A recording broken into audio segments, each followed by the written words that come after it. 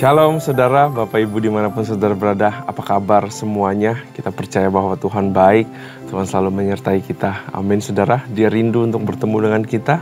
Dia rindu mau menyampaikan isi hatinya lewat firman-Nya. Hari ini kita belajar kitab Esra pasal yang ke-7. Saya percaya ada sesuatu yang Tuhan mau sampaikan kepada kita. Tapi sebelum itu mari kita hampiri hadirat Tuhan. Kita mau memuji dan menyembah Tuhan. Saudara, manfaatkan waktu ini untuk bersekutu dengannya. Karena kita butuh hadiratnya dalam kehidupan kita. Kita butuh rohnya dalam hidup kita.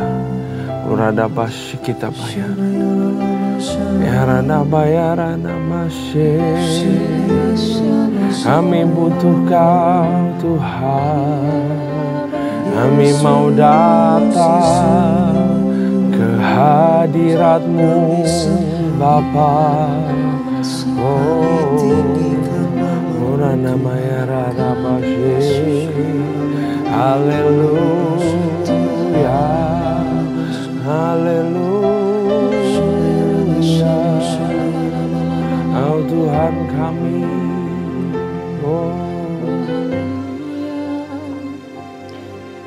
rindu selalu bersamamu, tinggal di dalam kediaman-Mu, oh Tuhan, sebab ku sukai hadirat-Mu, tak ingin ku terpisahkan dekat denganmu.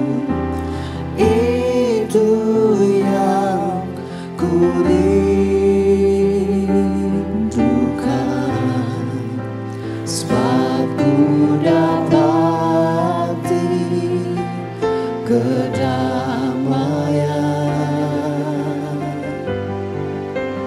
Ku nikmati keindahan dan keagungan-Mu, oh Tuhan.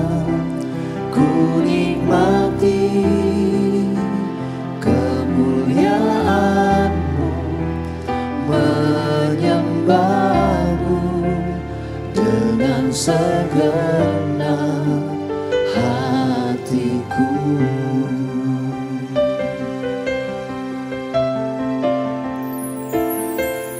Rindu selalu bersamamu, tinggal di dalam kediaman-Mu, oh Tuhan, sebab ku sukai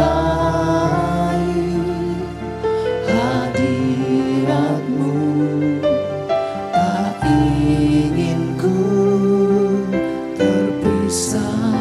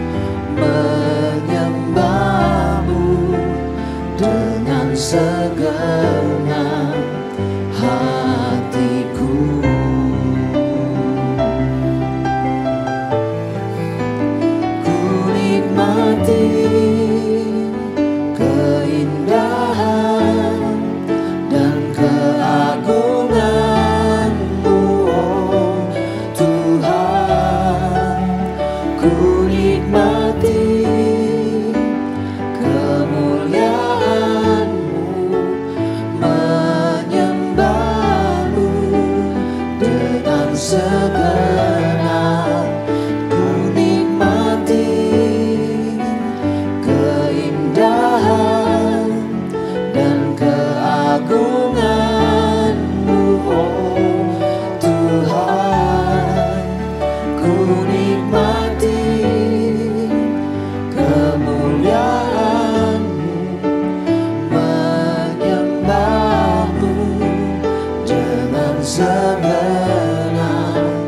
Ku nikmati keindahan dan keagungan-Mu, oh Tuhan. Ku nikmati kemuliaan-Mu, menyembah-Mu dengan segenap hatiku, menyembah-Mu dengan segenap hatiku, menyembah-Mu dengan segenap hatiku, menyembah-Mu dengan setiap hatiku.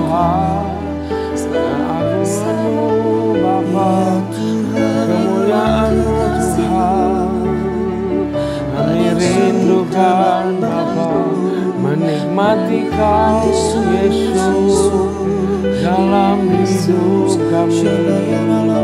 Haleluya, haleluya. Oh, Kau baik Tuhan, Kau indah Tuhan. Kini saatnya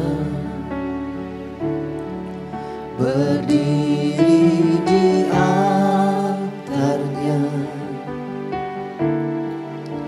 sebab Allah Maha Kudus hadir di sini. Mari memuji,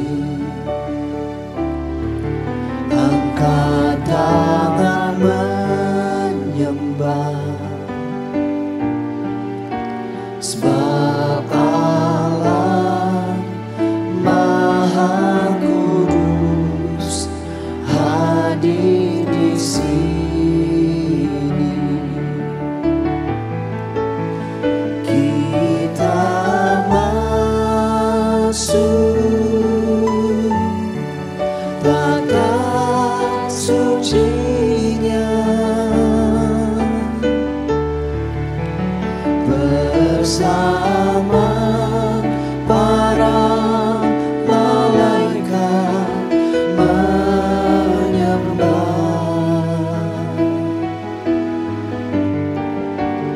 Mari puji Yesusku,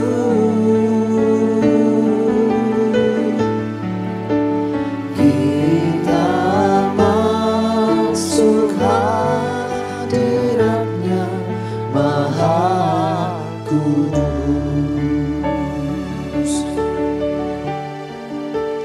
Kini saatnya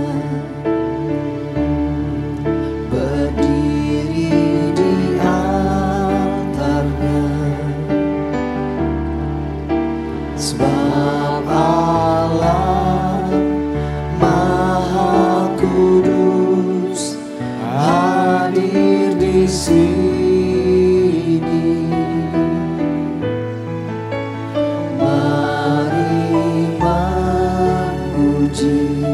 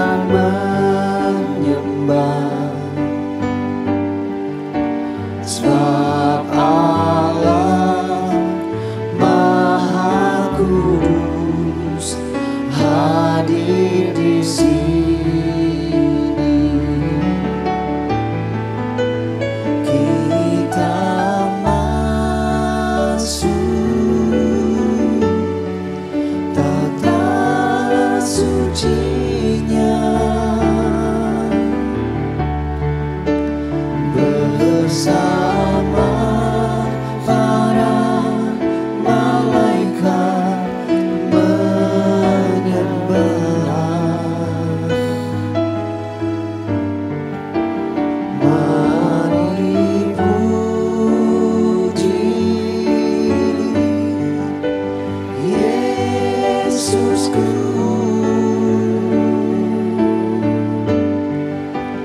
Kita masuk hadirat-Nya Maha Kudus. Kita masuk tatap suci-Nya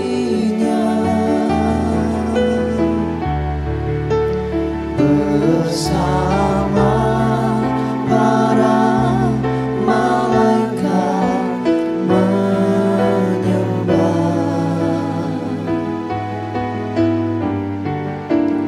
Mari puji Yesusku. Kita masuk hadirat-Nya Maha Kudus.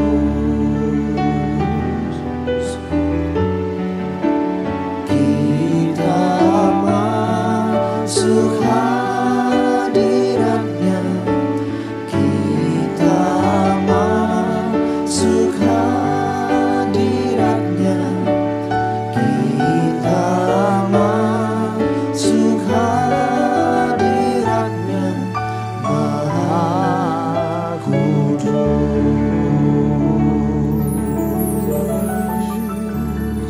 Haleluya. Masuk hadirat-Nya. Yesus,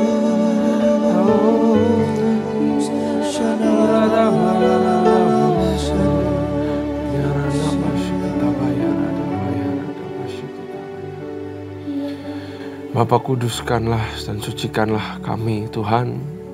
Kami mau masuk Tuhan ke ruang Maha Kudus-Mu Tuhan, untuk peroleh pertolongan, untuk peroleh mendapatkan hadirat-Mu, mendapatkan arahan, bimbingan daripada-Mu ya Tuhan pada hari ini. Urapi kami semua, tutup bungkus kami dengan kuasa darah-Mu. Selagi kami baca firman Tuhan, biar boleh ada hikmat yang baru, kata-kata yang baru boleh terucap Tuhan. Kami boleh fokus dan mengerti dan mendengar firman-Mu ya Bapa. Benih yang ditabur boleh tidak dicuri oleh si iblis, dan boleh bertumbuh dan mentransformasi kehidupan kita sehingga kehidupan kami ini boleh berbuah Tuhan. Makasih Bapa. Hanya di dalam nama Tuhan Yesus. Haleluya. Amin. Shalom saudara, sekali lagi ya, salam damai sejahtera, sukacita juga bagi kita semua. Senang kita bisa bertemu kembali di program Bible Study CK7 saudara. Mari kita buka firman Tuhan di kitab Ezra.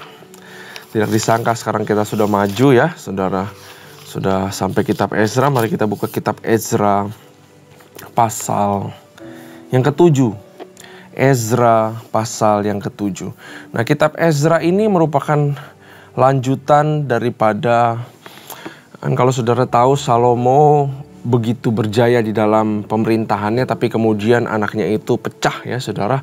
Ada kerajaan di Israel di utara dan juga yang di selatan. Yang di utara itu kurang lebih ada 10 suku yang di sana yang bergabung jadi satu.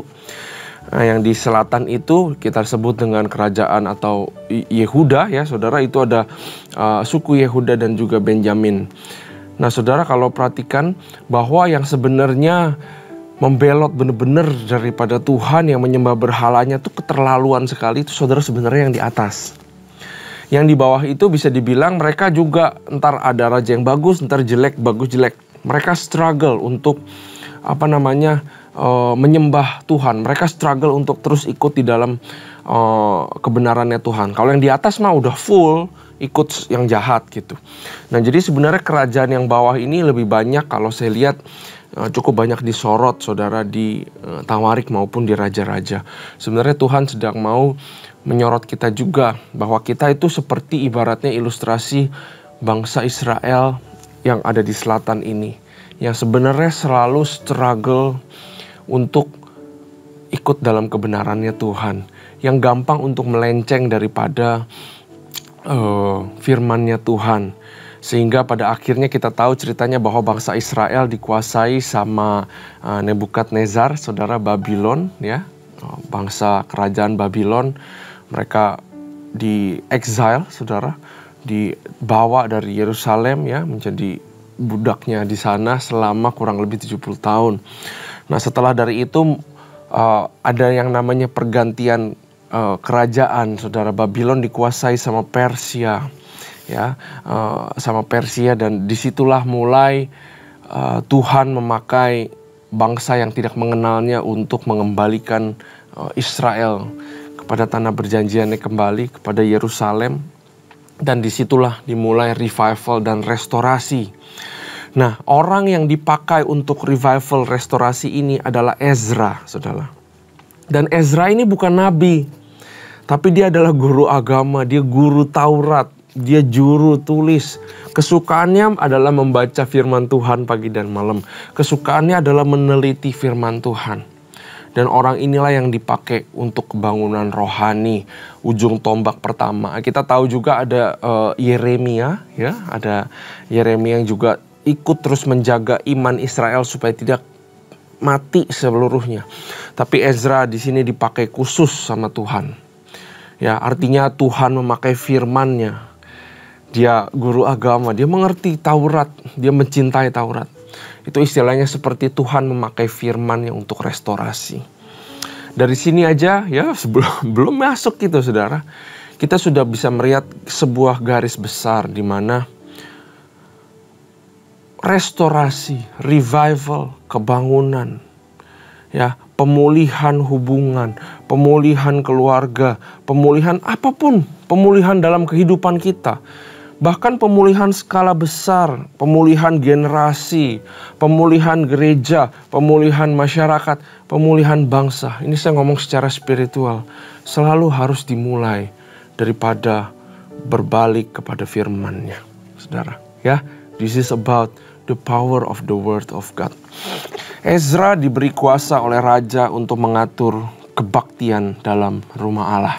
Ya, yang pertama Tuhan mau pulihkan itu adalah tentang ibadah itu sendiri, saudara. Nah, mari kita baca ayat ke-1. Kemudian daripada semuanya itu pada zaman pemerintahan Artasasta, kalau bahasa Inggrisnya yang terkenal itu Artaxerxes, ya, saudara, the king of Persia, yang sangat luar biasa waktu itu.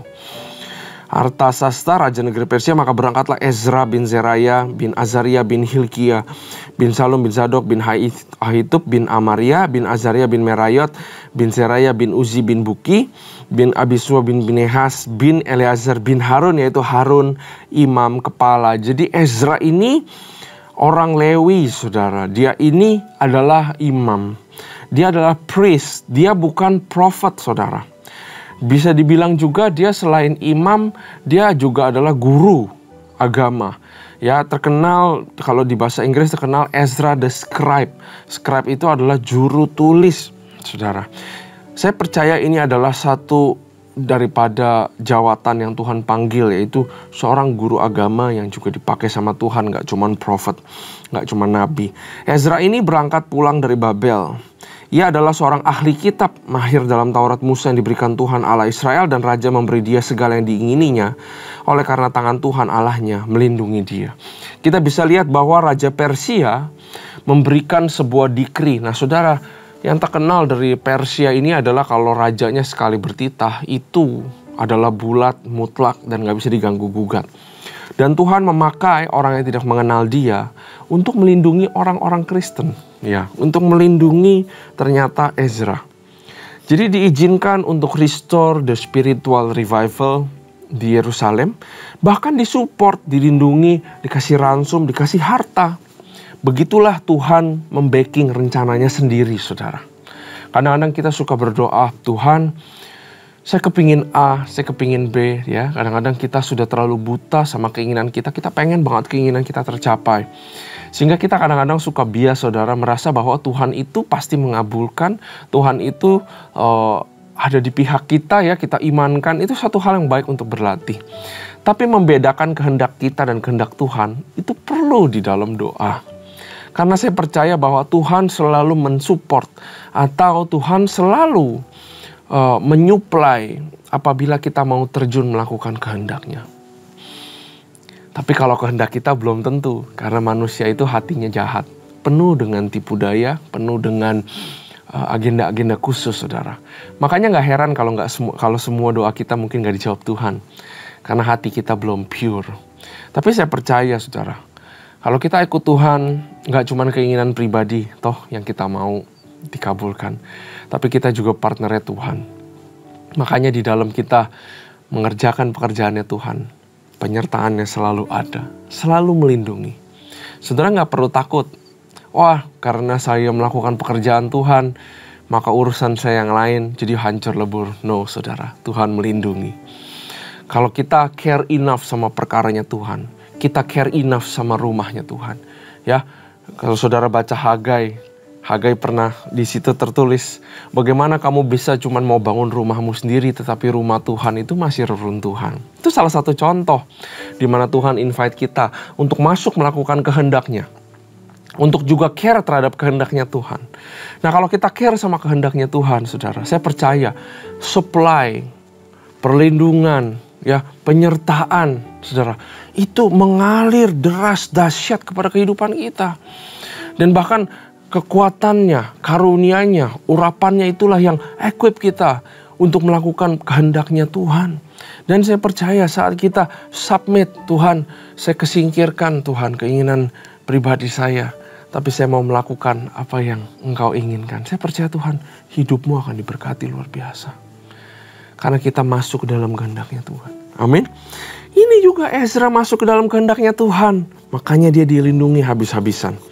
Ayat 7, juga berangkat pula ke Yerusalem beberapa rombongan orang Israel dan imam, orang Lewi, penyanyi, penunggu pintu gerbang, dan budak di bait Allah pada tahun ke-7 zaman Raja Artasasta. Lalu tibalah ia di Yerusalem pada bulan ke-5, yakni pada tahun ke-7 zaman raja itu. Tetap pada tanggal 1 bulan pertama ia memulai perjalanan pulang dari Babel, dan tepat pada tanggal 1 bulan ke-5 ia tiba di Yerusalem. Oleh karena tangan murah Allahnya itu melindungi dia, sebab Ezra telah bertekad untuk meneliti Taurat Tuhan dan melakukannya serta mengajar ketetapan dan peraturan di antara orang Israel.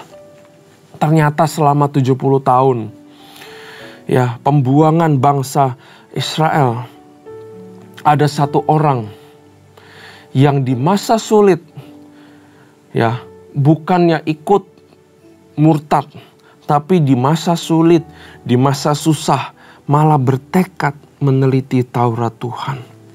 Dan bertekad kalau Tuhan ada kesempatan aku mengajar ini kepada bangsa Israel, itu kerinduanku. Aduh saudara, kalau saya baca ini, imam-imam yang lain banyak ya saya percaya. Tapi mata Tuhan tertuju pada Ezra, ini dia orang yang ngerti hatiku. Saya juga rindu Ezra, kata Tuhan. Pengen bangsa Israel mengenal kembali firmanku, kata Tuhan. Ya sudah 70 tahun, mungkin sudah lewat satu generasi, saudara. Yang generasi baru yang ada di tanah Israel mungkin sudah tidak pernah tahu lagi apa itu Taurat Tuhan. Tapi ada satu orang yang ikut rindu. Ini pelajaran buat saya, saudara. Dan pelajaran buat kita semua. Mau gak kita stop gerakan rindu agenda pribadi yang diwujudkan? Tapi kita sekarang stop sebentar aja, saudara. Every week, ya ini latihan disiplin. Every week mari kita masuk di dalam doa. Ya saudara, entah terserah saudara doa fajar kayak mau menara doa atau doa pribadi. Tapi sisihkanlah satu waktu dalam satu minggu untuk kita masuk ke hadapan Tuhan, berdoa dan bertekad bahwa Tuhan, saya mau melakukan sesuatu buat pekerjaan-Mu. Apa itu Tuhan? Saya rindu Tuhan untuk melakukan sesuatu buat Engkau. Apa itu ya? Coba deh di dalam satu minggu waktu doa kita sama Tuhan, sisipkan itu. Dan coba untuk diam. Dan coba dengar Tuhan, minta arahan Tuhan. Ya, atau saudara mungkin sudah punya perkara di tangan saudara yang dipercayakan sama gereja, sama pemimpin rohani, itu wakilnya Tuhan. Mari kita doakan itu tanpa campur-campur sama keinginan pribadi. Ayat 11. Inilah salinan surat yang diberikan Raja Artasasta kepada Ezra, imam Dan ahli Alkitab itu yang ahli dalam perkataan segala perintah dan ketetapan Tuhan bagi orang Israel. Artasasta, raja segala raja, kepada Ezra imam ahli Taurat, Allah semesta langit. Dan selanjutnya, maka sekarang olehku telah dikeluarkan perintah bahwa setiap orang di dalam kerajaanku yang termasuk orang Israel awam atau para imam atau orang-orang Lewi yang rela pergi ke Yerusalem boleh turut pergi dengan engkau.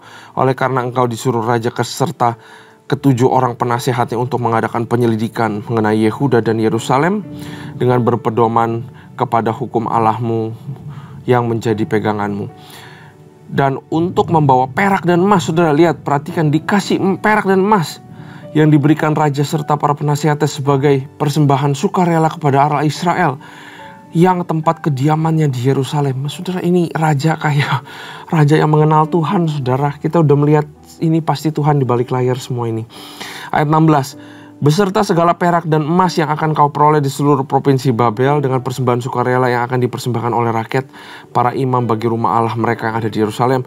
Maka oleh karena itu haruslah engkau dengan seksama memakai uang itu untuk membeli lembu-lembu jantan, domba-domba jantan, anak-anak domba dengan korban sajiannya dan korban curahannya. Dan haruslah semuanya itu kau persembahkan di atas mezbah di rumah Allahmu yang ada di Yerusalem. Tetapi apa yang dianggap baik olehmu dan oleh saudaramu untuk diperbuat dengan perak dan emas, selebihnya boleh kamu perbuat sesuai dengan kehendak Allahmu. Dia bilang ini perak emas. Tapi pastikan perak emas ini yang pertama terutama digunakan untuk membeli korban-korban, untuk mempersembahkan sesuatu wangian yang harum buat Tuhan. Sisanya terserahmu. Saudara perhatikan, apakah tidaklah Tuhan berbicara lewat kita semua kepada kita semua sekarang? Tuhan berikan kita berkat, ya. Tapi ada berkat yang harus kita pakai untuk dibalikan kepada Tuhan. Itu yang terutama, itu yang utama. Dan sisanya, kata Tuhan, terserah kamu mau buat apa. Kamu mau pakai buat anakmu sekolah ke luar negeri, pakai. Kamu mau pakai untuk sejahterakan rumah. Kamu mau punya rumah, kamu tadi ngekos, kamu punya mobil, pakai. Boleh. Tapi dari semua harta benda yang dikasih Tuhan kepada kita, harus ada bagian yang kita berikan balik kepada Dia. Dan harus ada bagian yang kita pakai untuk menolong orang-orang. Karena hati Tuhan itu ada di jiwa-jiwa. Dan saya percaya, saudara, kalau kita lakukan itu kepada Tuhan, ya, supply itu datangnya daripada sosok yang namanya raja. Dipakai di sini itu raja artinya apa? Emas dan perak yang dikasih itu nggak sembarangan, nggak sedikit. Ini banyak banget. Dia bilang, ini persembahan sukarela. Ayat 16, serta segala perak emas yang akan kau peroleh dari seluruh provinsi Babel. Artinya gak ada satupun yang ditahan-tahan, diberikan kepadamu. Bebas kamu pakai. Tapi yang terutama disisihkan dulu buat Tuhan. Buat korbannya Tuhan. Buat perkaranya Tuhan. Maka sisanya terserah kamu mau buat apa. Dan emas perak yang dikasih itu gak sedikit, saudara. Kenapa orang masih dapat sedikit sampai sekarang? Karena apa yang didapat yang terutama adalah buat perutnya sendiri dulu. Buat diri sendiri dulu yang penting. Buat rumahku dulu. Buat keluargaku dulu. Ya toh Tuhan itu kan yang paling penting. Tapi Tuhan bilang lain. Yang paling penting buat Tuhan dulu. Saya percaya kalau segala sesuatu kita balikan buat Tuhan dulu. Ini juga nyangkut perpuluhan, saudara. Ini juga gak nyangkut kolekte. Ini nyangkut persembahanmu. Ini nyangkut kontribusi kita pada gereja. Dan saya percaya kalau ini kita lakukan, ya, saya percaya berkat yang diberikan Tuhan kepada kita itu berasal daripada kingdom. Dan itu gak main-main. Ayat 18. Tetapi 19. Hanya perlengkapan-perlengkapan yang diserahkan kepadamu untuk ibadah di rumah Allahmu, sampaikanlah itu ke hadapan Allah di Yerusalem. Dan yang lain yang masih diperlukan untuk rumah Allahmu, yang pembayarannya menjadi tanggunganmu, itu boleh kau bayar dari perbendaharaan kerajaan. Kemudian aku Raja Artasasta telah mengeluarkan perintah kepada semua bendahara di daerah seberang sungai Efrat begini. Segala yang diminta daripadamu oleh Imam Ezra, ahli Taurat semesta langit, haruslah dilaksanakan dengan seksama. Dengan memakai perak sampai jumlah 100 talenta, gandum sampai jumlah 100 kor, 100 bat minyak sampai jumlah 100 bat ya. Dan garam tidak terbatas. Segala sesuatu yang berdasarkan perintah Allah semesta langit harus dilaksanakan dengan tekun untuk keperluan rumah Allah semesta langit. Supaya jangan pemerintahan raja anak-anaknya kena murka. Lagi pula kami beritahukan kepadamu bahwa tidaklah sah bila para imam, orang Lewi, penyanyi, penunggu pintu gerbang, budak di bait Allah, dan para hamba rumah Allah dikenakan pajak upeti atau bea. Maka engkau, hai Ezra, angkatlah pemimpin-pemimpin dan hakim-hakim sesuai dengan hikmat Allahmu yang menjadi peganganmu, supaya mereka menghakimi seluruh rakyat yang diam di daerah seberang sungai Efrat, yakni semua orang yang mengetahui hukum Allahmu, dan orang yang belum mengetahuinya haruslah kau ajar. Setiap orang yang tidak melakukan hukum Allahmu dan hukuman raja harus dihukum dengan seksama, dengan hukuman mati maupun dengan pembuangan, dengan hukuman dengan denda atau hukuman penjara. Terpujilah Tuhan Allah nenek moyang kita yang telah demikian menggerakkan hati raja, sehingga ia menyemarakan rumah Tuhan yang ada di Yerusalem, dan membuat aku disenangi oleh raja dan penasihat-penasihatnya serta segala pembesar raja yang berkuasa. Selama kita mementingkan kehendak Tuhan, selama kita berespon terhadap panggilannya, selama kita rajin bekerja di ladangnya, selama kita menggeser kepentingan kita menjadi prioritas dua, prioritas satu adalah Tuhan. Selama kaki kita nggak males mau menjangkau jiwa, selama tangan kita nggak males membangun rumah Tuhan, segala yang dimintanya Ezra harus dikabulkan, kata Tuhan. Kata raja ini, tapi saya percaya raja ini adalah gambaran daripada Tuhan, dia digerakkan oleh Tuhan. Nah, ini sebenarnya satu rema buat kita, saudara. Apa yang menjadi motivasi kita pada saat ini, saudara? Ezra cuma satu, dia yang penting saya pengen umat Israel mengenal firman-Nya. Ini ngena banget, saudara, sama saya. Sebagai seorang yang dipercayakan pelayanan untuk sharing atau berkhotbah, saudara. Apakah tujuan saya adalah untuk jiwa-jiwa? Ya, sama dengan saudara semua yang lain mungkin yang melayani. Apakah hanya untuk pelayanan acara aja? Ataukah kita mau fokus terhadap pelayanan jiwa? Ezra ini mau pelayanan jiwa. Saya rindu orang-orang mengenal firman Tuhan, katanya. Itu kerinduannya. Maka untuk sampai ke sana, segala sesuatu disediakan sama Tuhan. Mari saudara, saya ajak kita menguji motivasi kita. Apakah kita sudah melenceng terlalu jauh? Apakah kita melenceng terlalu jauh daripada keinginan Tuhan di dalam kehidupan kita? Mungkin ada daripada saudara yang sudah dipanggil sebenarnya pelayanan, tapi karena masih sibuk sama urusan rumah sendiri, masih sibuk sama urusan dapur sendiri, sehingga sampai sekarang masih berkata tidak. Tapi perhatikanlah saudara, bahwa apabila kita mengiyakan panggilan Tuhan, maka matanya tertuju kepada kita. Sama matanya tertuju pada Ezra. Ya, Tuhan mencari orang-orang yang mau komit melakukan pekerjaan hatinya Tuhan. Saya berdoa buat kita semua, biar kita bisa menjadi orang-orang seperti Ezra, ya, berbicara hatinya dulu, berbicara motivasinya dulu, mengutamakan Tuhan dan melayani pekerjaan Tuhan. Amin. Terima kasih Tuhan buat firman ini. Kami belajar sungguh sangat banyak tentang motivasi hati kami. Bagaimana kau menyertai kehidupan Ezra, begitu juga kami rindu kau menyertai kehidupan kami. Karena itu kami belajar hari ini untuk lebih mengutamakan Engkau daripada yang lain, ya Pak. Berkati kami semua dalam pembelajaran ini, supaya Roh Kudus menaruhkan benih-benih dan mentransformasi kehidupan kami semua. Terima kasih Tuhan. Hanya di dalam nama Tuhan Yesus. Haleluya. Amin. Tuhan Yesus memberkati.